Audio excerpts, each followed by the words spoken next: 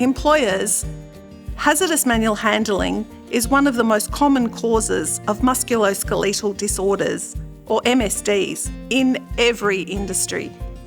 MSDs are injuries such as sprains and strains, back injuries, soft tissue injuries, hernias, and chronic pain. Sadly, in some workplaces, these injuries are so common that they're just seen as part of the job.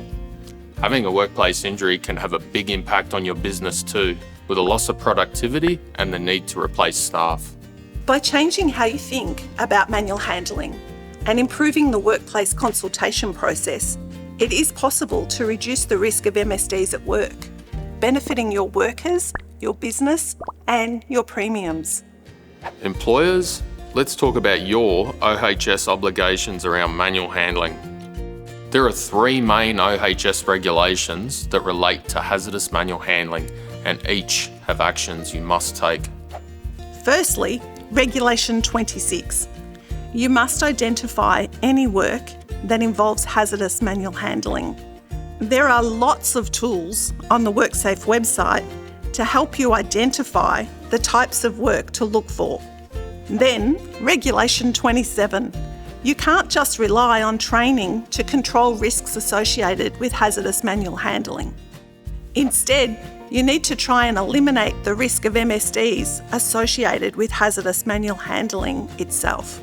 If that's not possible, then you need to change the way you do the work to make the job safer. And finally, Regulation 28. This regulation is about making sure that you've got the most effective risk controls in place. As things change over time at work, you must review and, if necessary, revise your controls to make sure they are still effective. Your risk controls need reviewing.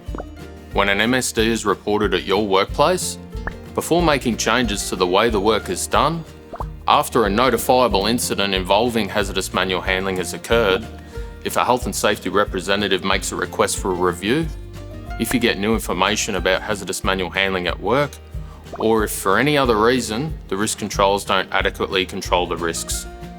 The takeaway here is that improving safety in the workplace is a continual process, and talking to your workers, in other words consultation, is crucial. The responsibility sits with you, the employer, to create a safe workplace for your workers. Visit the WorkSafe website for guidance, tools and resources to prevent MSDs in your workplace.